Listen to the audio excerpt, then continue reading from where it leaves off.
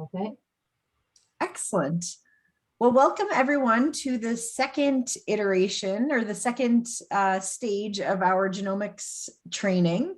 Out of there's three webinars that we're putting on. The first was a couple of weeks ago, talking about sort of genomics 101 and what it is and how the test, how to pull hair and do a blood sample or do a tissue sample and get that information in and how that process goes. The second webinar is going to be based around incorporating genomics into your herd. So what are some strategies on who to test and all of that sort of stuff. So without further ado, and I guess I will take this opportunity, first of all, to thank the Department of Agriculture folks for funding this webinar series. As well, I'd like to draw everybody's attention to the genetic enhancement program, which does cover genomic testing within the genetic enhancement program, which normally would you'd know as the bull bonus program. But in that sheet of paperwork, you can get some coverage for genomic testing along with some other genetic evaluations. So without further ado, I will throw it over to Nikki, and she can take the lead. And Nikki works with Neogen, and we had her introduce herself last time. So Nikki, you can just give yourself a quick introduction for anybody who may have missed the first stage, and you can carry on. For sure. So yes, good evening, everyone. I'd like to thank Maritime Beef Council and the Agriculture Department for bringing us on board for this project. So my name is Nikki Westerson, and I am with Neogen Canada. I am based out of Calgary, Alberta, so we're in a little bit different area, different situations, but we are all kind of working towards the progress of Canadian cattle and the herds. So as Amy mentioned, our first webinar, the Genomics 101, was really kind of the how, what, why, where type of thing. Now we're going to do a quick kind of summary about some of those points, starting this one off, and then we're going to be kind of diving into the tests a little bit more and what to test, kind of how and why, and then we'll finish off the series once we have some tests back and really kind of analyze the results and how to use them. So to get things started, I'll just kind of go over once again who Neogen is. So we do have three different divisions. So we do have food safety division, animal safety, and the genomics. So we go all from supplying kind of chemicals and cleaners to some of the processing plants to really ensure that the quality control's there. Animal safety, we supply some veterinary equipment and are always kind of manufacturing different technologies. And then the genomics division, we do some DNA testing in tons and tons of different species up here in Canada, anywhere from spruce trees to salmon to bison to cattle, and then most recently some alpacas too. So we'll just do a little bit of a summary on kind of how to take a DNA sample. So there are two different ways to do it. So the first one is a hair card. So using a hair card, it lasts indefinitely. You want to make sure that you are marking the animal ID on the hair card, and then that you are kind of using it and using it correctly. So if we can see the screen here, this is what the hair card is like. It's just a small business card essentially with a tape component on it that you want to grab about 20 to 30 hair samples, I guess, from the tail switch, and then you want to pull up and then put the follicles on the card, and then that's good to submit it. So stores very well, and they are cheap, and they can be ordered on our website. The other way to take a DNA sample is using the tissue sample unit. So TSU, it's a fast, high-performing collector. It's just a little kind of vial, and it actually punches a piece of the tissue into the fluid, and the fluid is what does the DNA extraction for us, and it makes everyone's lives very easily. A little bit more storage requirements on that one, so keep it out of the direct sunlight And if it's going to be stored for long term, you can throw them in the freezer and then they're good for a long time that way. So just to kind of summarize some of the expectations too, sample reception, once we have received those DNA or hair or the TSUs or the hair samples, they go into the extraction process, which we do in Edmonton, and then that goes down to Lincoln, Nebraska, where it gets genotyped, and then all of the results come back to us, and then we kind of process them through the various systems and deliver that to the customers. So that entire process takes about 21 calendar days. So as we are kind of planning some testing, make sure that you are coordinating your processing or your handling schedules of your cattle with when you want to be making decisions and you want to have those results delivered in hand to really use it to make some decisions. So 21 calendar days, keep that in mind. So to kind of dive into more about the actual tests. So basically, why are we using genomic testing? What are the benefits? What are some of the challenges? Genomics, it can increase your profit. At Neogen Canada, it's our mission that we make it easy to do, whether it is from taking samples to using the results to really having it kind of applicable, and that producers are able to talk about it too, because it is an investment in your herd. It does cost money. It does take time. So we want to make sure that you are communicating the value and using it as a marketing technique. You really want to use it to either market your bulls, if you are selling animals, if you're doing a farm to table program for some feeder steers or something, that you're really kind of marketing some of those genotypes and the information that you know that you would not get unless you did some DNA testing. So another little summary slide. What are we looking for with DNA testing? Kind of what is the purpose? We are looking for small changes in the DNA. So basically the variation in SNPs, which is a single nucleotide polymorphism. Basically, if this animal has an A or a T or a C or a G and where it's binding. So if we see these animals, the blue bull in the middle, he has a T where the other two have a G. So that could be the difference in him having horns. The yellow one, he has an A where the other two have a C. That could be the difference in his coat color. It could be a small variation in his birth weight. To really figure out all these traits, we've identified different gene markers, 2 different recorded phenotypes, and then we kind of go back and look and have a huge reference population to really kind of draw the conclusions of what gene markers and what SNPs equate to what actual trait that we are seeing and that is passed down through the animal. So why you should profile your cattle in the first place? Through the differences of genetic recombination, biology, the variability of a C or T or A or G binding to whatever is huge. So siblings even are only 30 to 60% similar in DNA. So that's a huge variation too. And good bulls don't mean good progeny. There are traits that are heritable. There are some that aren't. For each breeding, there is 1 quintillion different combinations of DNA from a pair of parents. So how do you choose which parents you are going to be keeping for your herd, and how are you going to expand kind of your goals? So another reason why to profile, sometimes what you see, some of the phenotypes are not heritable. It's not the full picture. DNA inheritance is not equal.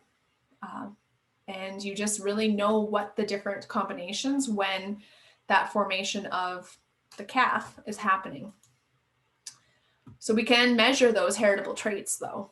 So that's kind of the purpose of why profile your cattle, because we can measure them and we can provide a genetic prediction of the heritable traits that are going to be passed down. So we got to ask the question of how are you currently selecting your replacement heifers? Is it based on what you see? Are you looking at shoulder angle? Are you looking at hoof set, claw set?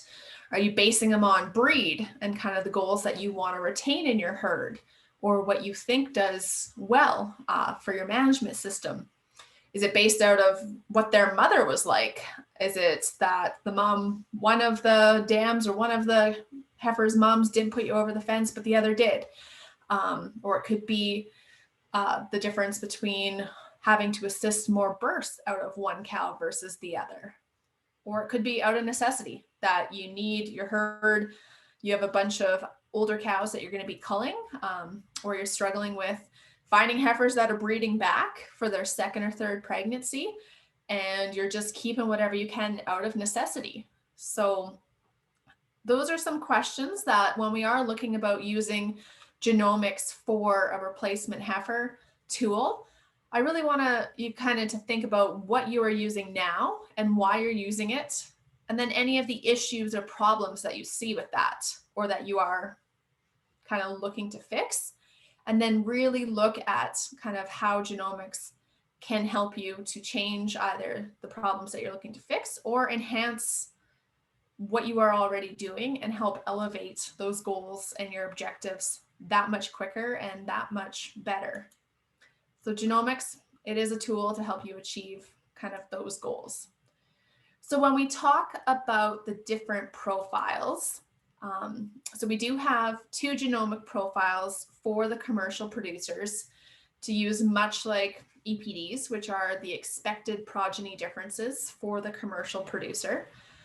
So one of them, the Igenity Beef profile. So this is the test that evaluates the different heritable traits. And then we have the Envigor profile. So this is the test that measures the heterosis and the hybrid vigor of that animal. So heterosis and hybrid vigor are not heritable traits. They are very important traits though. Out west here, we know that it's been extremely dry and there's probably going to be some tough decisions made by a lot of producers. So we're going to want to make sure that we are looking at the animals that are going to be super efficient to feed out this winter and probably eat less and produce the same pounds weaned, and that are going to breed back on that same thing. So this hybrid vigor, it is a very important trait and something to evaluate. So that's something to think about. And it can be said with the great year kind of that the East Coast is having too. We still want to measure the animals that are going to have a decreased health event and that are going to produce more pounds weaned on the good situations and when there is tons of feed and lots of resources, because it's just the same amount to feed out either or. So you want to make sure that some of the ones that are going to be the higher performers are selected. When we talk about the seed stock producers, so they do use expected progeny differences to help evaluate the different animals. So those are generated based solely off of pedigree and basically are predictions. The GEPDs is when we add in the genomics and the genotype component to the expected progeny differences. So we call it genomically enhanced expected progeny differences. And what that does is it really does increase accuracy. So those are the 2 two different types of genomic evaluations for both the commercial producer as well as the seed stock producer. So what it is, essentially, it is a prediction. It's a prediction of how an animal's offspring will perform, and we give it to you as a chart of numbers. So it's either EPDs, GPDs. If it's Igenity Beef, we're going to send you a chart of numbers on each of the different traits. If it's the Envigor test, we're going to give you 1 number.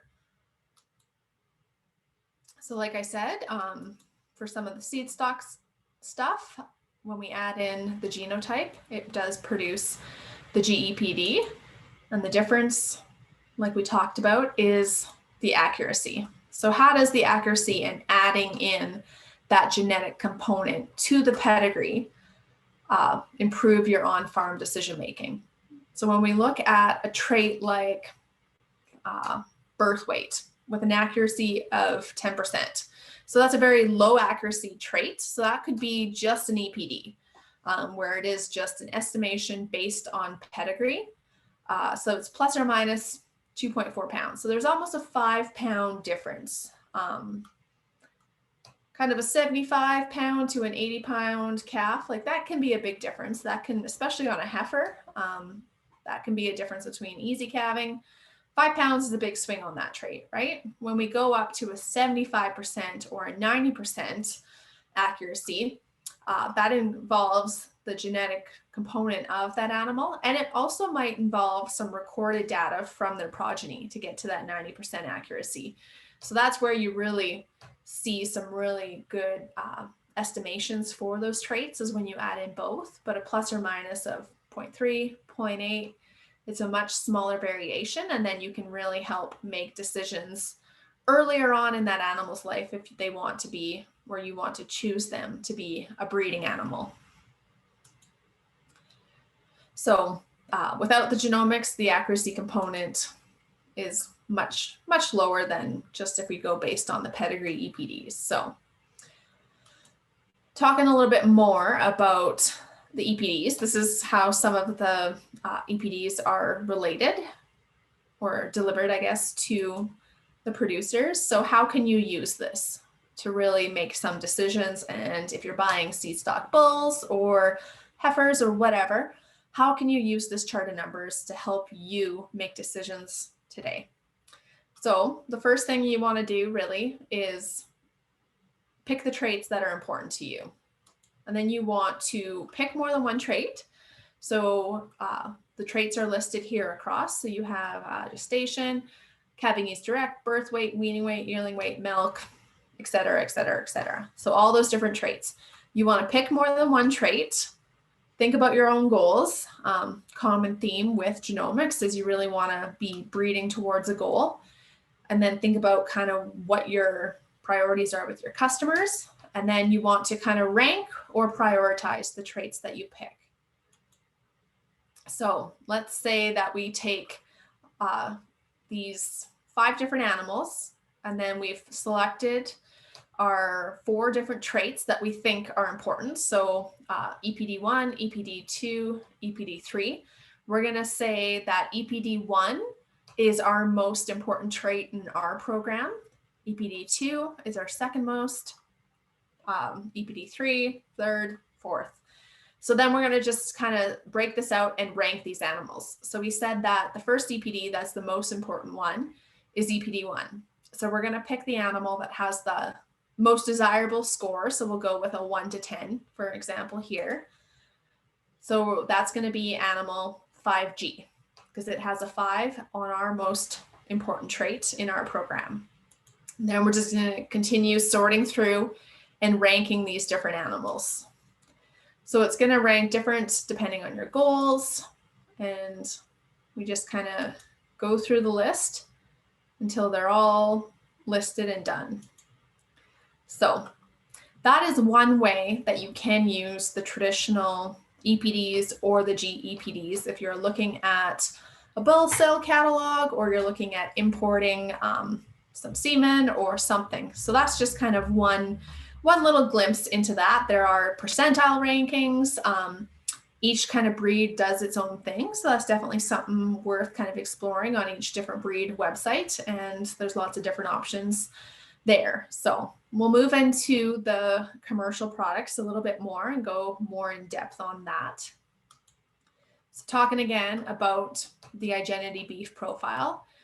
So it is a genetic profile designed for crossbred cattle. So it does measure the 16 different traits, so maternal, performance, carcass traits, and it gives you a 1 to 10 score on each of those traits. So it's really kind of a full gamut of what are heritable, what traits are heritable, and how can you measure and determine and produce which animal is possessing the most heritable desired traits.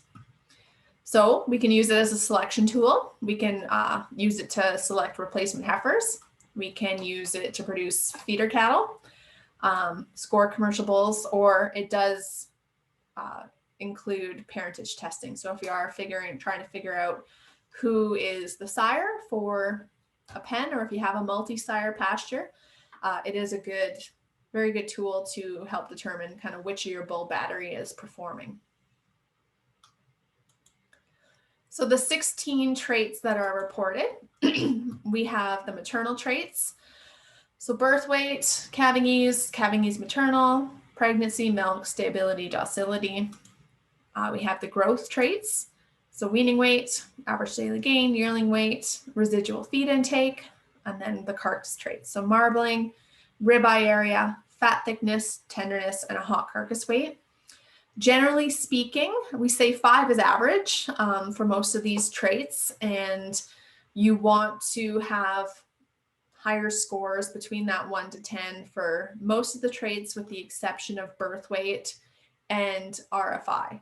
So birth weight, it means that that animal is going to be smaller when it's born, obviously. But if you want a low birth weight and a high weaning weight and a high yearling weight score, then that means that animal is going to be born nice and small and probably not going to have any issues coming out and any issues with that actual calving process, but it's going to be super fast growing and it's going to end up to be a good size animal. So something to think about there. And then residual feed intake, what we want to do is we want that number to be small too, because a smaller animal, or a smaller number on that RFI trait is going to mean that animal is going to be more efficient at converting the food that it eats into pounds produced.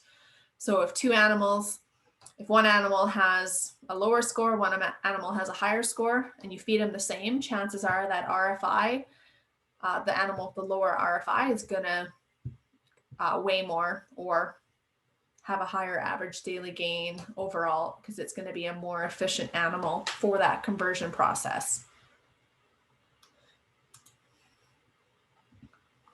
So using them in your score or in your herd, what we kind of look at for those 1 to 10 traits is we associate them as their molecular breeding value. So their expected effects.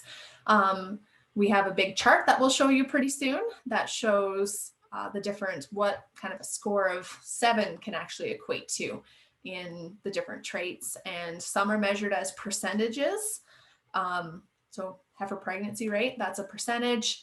A lot of them are measured as pounds. Some of the carcass traits are measured as shear force tests and kind of inches. So it's different units of measurement for each trait. And then we kind of align that with its breeding value to determine the predictions and what it's actually going to transpire to over future generations.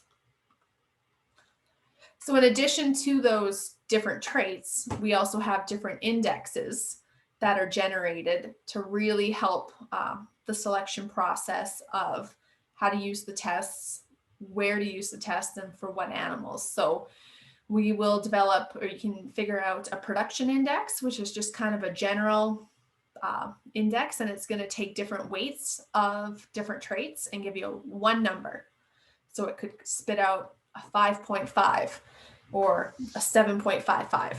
And then it's going to, when you add that to all of your animals, it'll make it super easy to sort if you're looking solely as a production standpoint. Same thing for maternal. So it's going to take all of the maternal traits and provide a different weighting to each trait to give you one number, and that'll be your maternal index. Same thing for the terminal. So it makes it very easy to sort your animals depending on if you're testing heifers, bulls, feeder steers, whatever you're looking to achieve. It definitely kind of makes that piece of the pie quite a bit easier. So we'll start with the maternal index. So it is a weighted index. So it takes 15% of the heifer pregnancy score, 10% of the milk score. So the milk score is not how much that animal is going to milk, but it equates to pounds that animal's milk is going to contribute to its offspring. It's going to take in 20% of the weaning weight because we want cows that are going to grow quick growing animals. 20% stability, which is a very important trait. That is the probability of that animal staying in the herd for 6 years or longer.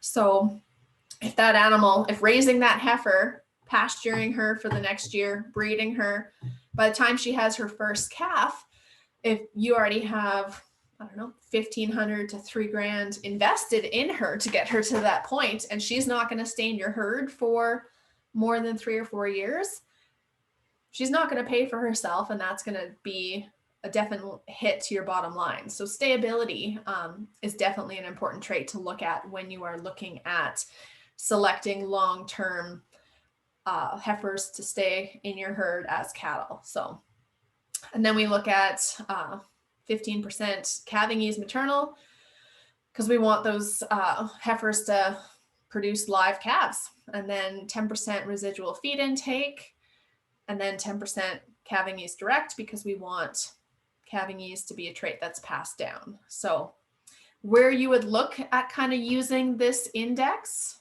and if you were having, when we talked about some of the different situations of why you are selecting the heifers you currently are and how, this is a great trait. So if you are having calving difficulties, or your heifers aren't breeding back, or you're pulling a lot of animals, or you're having calving issues, or even kind of the mothering, nurturing issues, this is definitely an index to look at and be focused solely on some of those maternal traits. And it takes all of our research and kind of what we have determined makes great cattle, and we weighted the indexes and we spit out one score for you. So that makes it very easy and provides a lot of value in the test and kind of how to use it.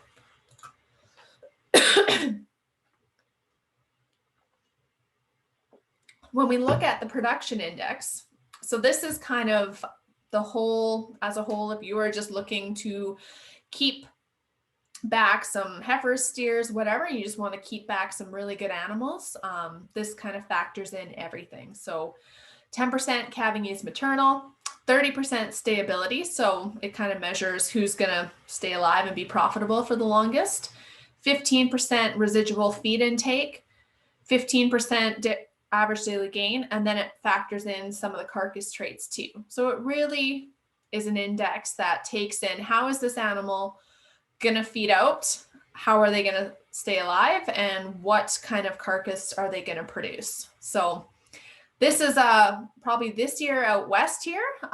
This is a very important index for us even to use on our heifers and cattle right now, because it is going to measure the heifers and cows that don't really require extra feed to maintain body condition.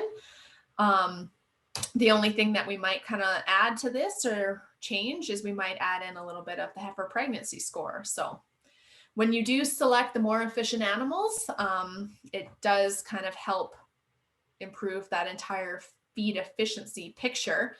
And with a lot of what the researchers are doing right now too, is actually measuring that RFI score and some of those aspects of feed efficiency and how efficient these animals are becoming, and their release of some of the greenhouse gases, specifically methane. So a lot of super important traits that are going to be communicated in the near future. And I think kind of our role as an industry too is to start producing animals that are going to be in alignment with what is being talked about and kind of what consumers are going to be expecting. And then what I also like about this index is it does have tenderness in the score. So tenderness is a trait that we don't really get rewarded on often as producers, but it is a very important trait because tenderness can make a lesser graded cut of meat taste better. And tender meat is a very important trait to the consumer. And I think that it does allow for a lot of, it does appeal to a higher palate. And it's something that does take a long time to breed into animals, and it needs to be monitored. So that's kind of my take on this index and why it's important. So like with the maternal one, it will generate one number and it'll kind of help you evaluate that. The terminal index, so this is the one where it really is focused on the end and the carcass. So 5% calving use direct, 45% carcass weight, 10% the fat thickness score, 15% marbling, 10% ribeye, 10% the RFI trait, and 5% tenderness. So predicting kind of the carcass merit is important if you are marketing steers or any animals. If you are kind of doing a retained ownership program with a feedlot, or if you are marketing directly to kind of the consumer. It really helps you identify which animals are going to have the potential to have a higher carcass quality and which ones are going to feed out at the same time too, is going to be a benefit, because the animals that are going to be similar in their hot carcass size and then kind of their average daily gain, their RFI, chances are they're going to be more uniform, and it can help with that if you are determining kind of who to put where. So when I talked about identifying these 1 to 10 scores to the molecular breeding value, this is what the chart looks like. So the Igenity scores are on the left column, so 10 to 1. And then all of the different traits go across the top. So you have your birth weight, calving ease, maternal, all the way to your performance, to your carcass traits. So remember, we said that we want smaller scores. So the 1 to 10 Igenity scores, we want it to be smaller for the birth weight and the RFID or the RFI trait. So, and that's measured in, for birth weight, measured in pounds, calving ease direct, measured in percentage. So there's different units for each of these different traits. So if we look at like heifer pregnancy, that is a percentage. So we're going to evaluate a couple different animals here in a little bit. So remember, heifer pregnancy, it's valued as a percentage, a difference of 13% across the different scores of the 1 to 10. Stayability, this is another reason why this trait is so important. It's a difference of about 30% in the scores of a 1 to 10. So it's a pretty big swing there. And then the RFI, different of 2.1 pounds for those different things, but you want it to be a lower, because then it's gonna have that evaluation of that efficiency.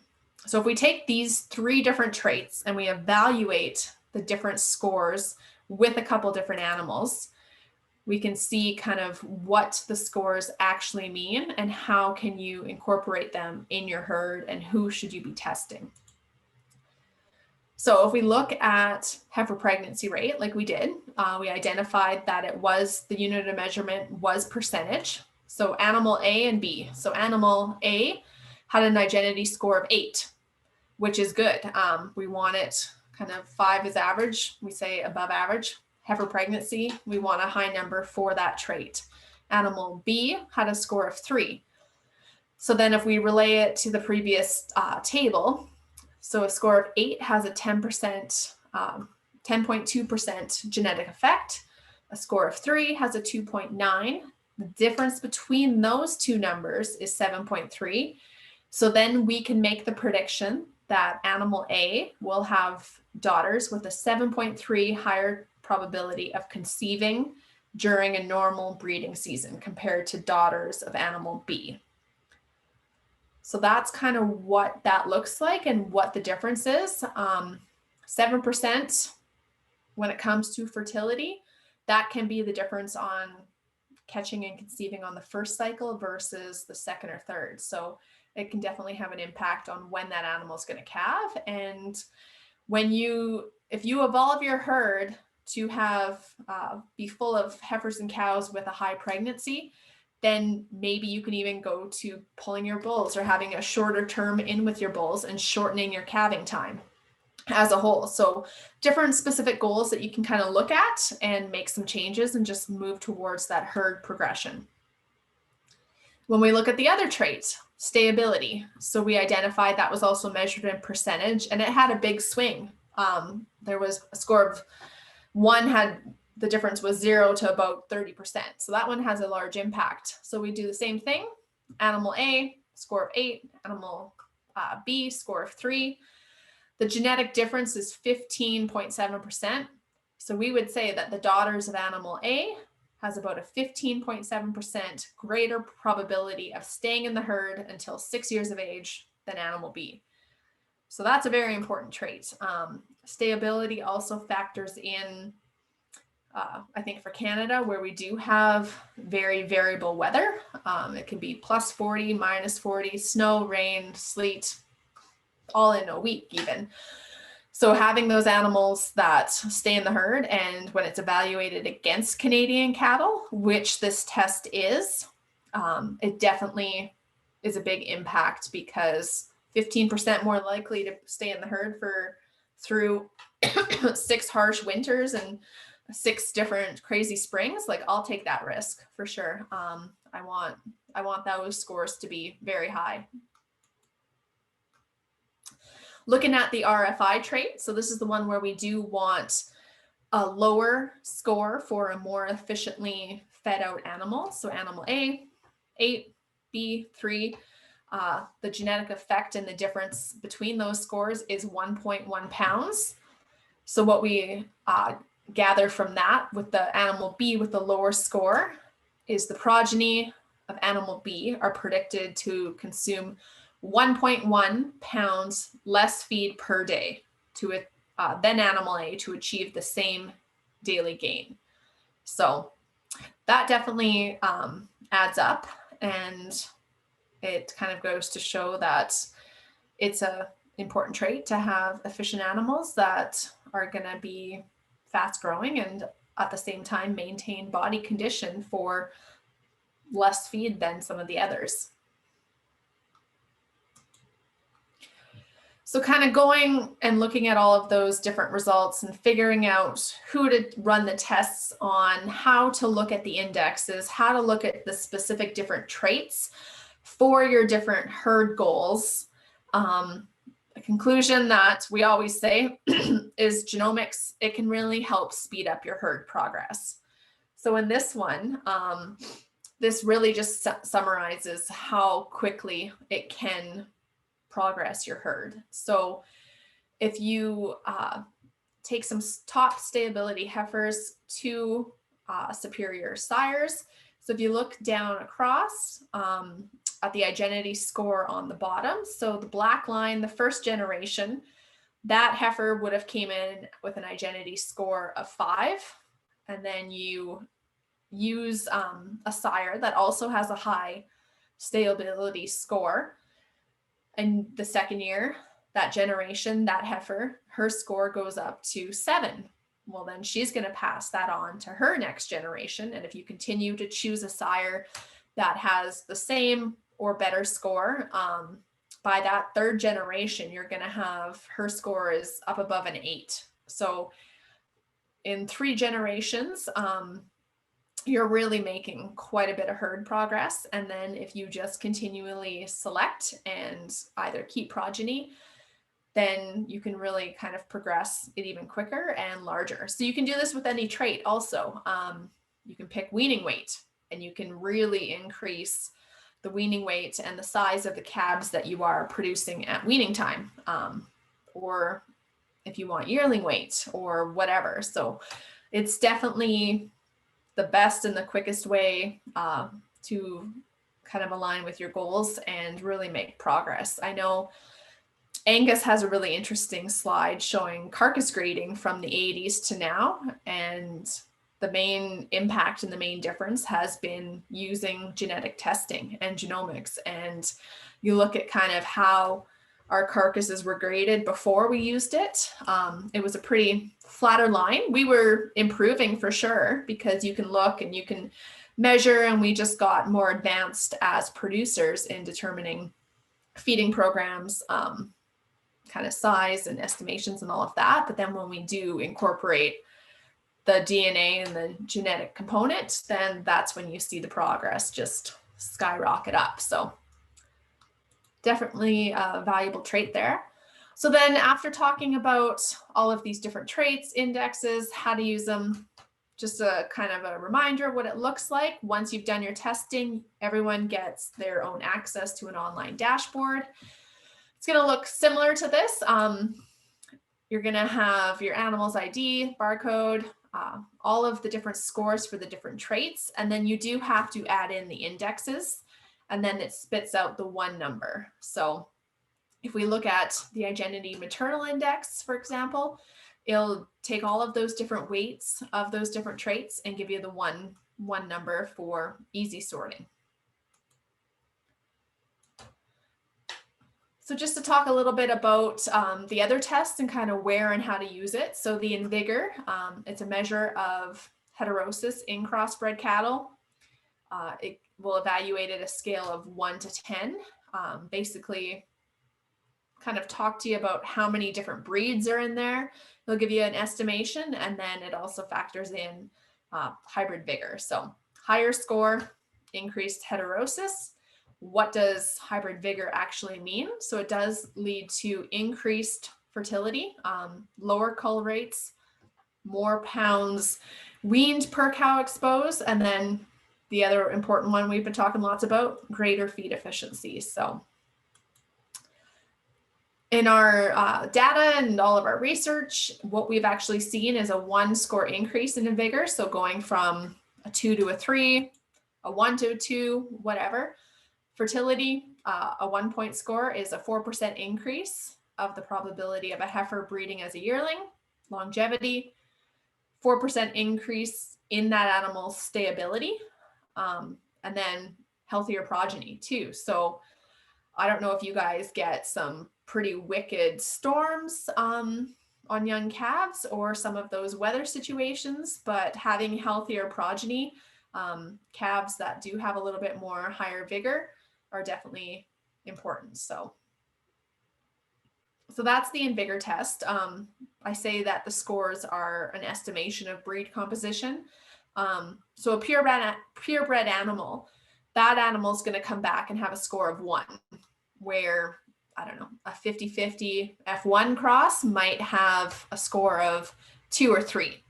And then just kind of as you add in different breeds, that score just kind of increases. So that's kind of how that works and what that determines.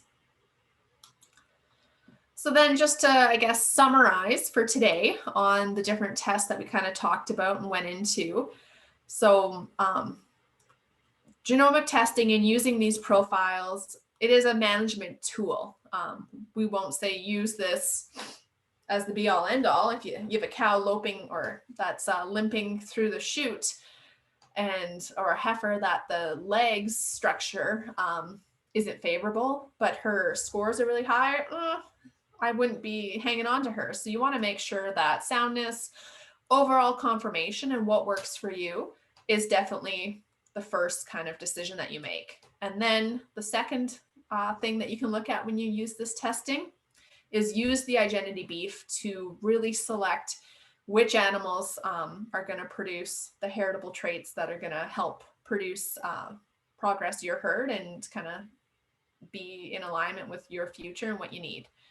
And then if you do the Envigor testing, it's really going to give you a good idea of which animals basically are going to stay alive and be productive and raise a lot of calves in their lifetime. So you can combine it, and it's going to give you kind of the full genomic package in selecting females, especially.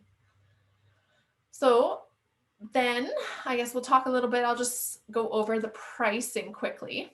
So the Envigor alone, $35. Igenity alone, $45. When you combine them, it is $53. So it is, I know you guys have a program with the Maritime Beef, and I don't know if this falls into the realm of stuff, but it's definitely something to consider. And if you are doing the Igenity beef testing, getting that Envigor score is an $8 add-on. And then we do add on a different, what we call is the Igenity total maternal index. So it will factor in all of the maternal traits from the Igenity beef plus the Envigor score, and it'll spit out one index that can really help you kind of put the two together and make some decisions and selections that way. So to review, how do you do it? You do need to purchase your sampling equipment and materials at our website. So go on there, set up an account, or log in if you've already been a customer. There is a page that you can register and it'll align all of your other accounts. And then you go and you buy some hair cards or some TSUs. Then you collect some samples when you're working your young calves, or you're processing or weaning or preg testing, etc. There's lots of different situations when you can collect your samples. And then you can download and complete the order form with what tests you want. And then you can submit online. And then once you have the paperwork done, then you mail the samples into our lab in Edmonton. And then we kind of do the whole processing thing from there.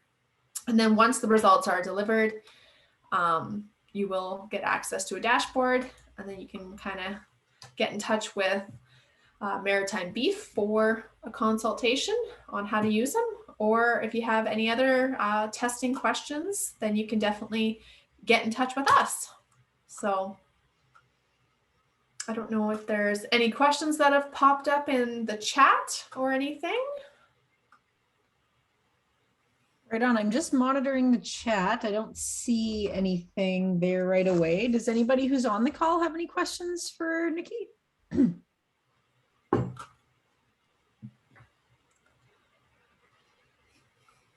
And to clarify that, because Nikki had posted the pricing structures, I believe that the genetic enhancement program will cover a few different things within a bucket, like a genetic evaluation program, ultrasound testing, genomic testing, but will cover 100% up to $500. But you can't max, like those things that are in that bucket are sort of a combined $500. So, but yeah, the genomic testing, and as folks are running replacement heifers through the chutes this fall, it might be a good opportunity to get some hair pulled. And there is another program, a replacement heifer program that was just launched that will give some extra dollars to those calves that are genomically tested as well. So that all of that information is on the GNB website, which we can link to Brenda when we send out the recording for this message. Maybe we can send out the link on how to get the genetic enhancement program and the replacement heifer program.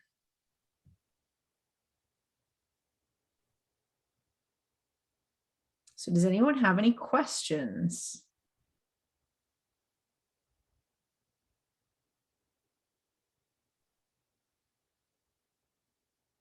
And if not, Nikki's very receptive to emails or answering any questions. Next steps for the program, if you do want a farm consultation, I know that there's a few of you on the call who have reached out to sort of book that in the next little while.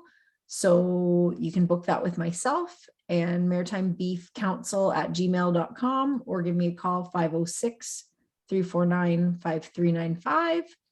And we can set up a time that we can go over all of those things that Nikki had talked about, just what your goals are, what some of the strategies to who you're going to sample are. And yeah, so we can talk about a specific to your farm strategy.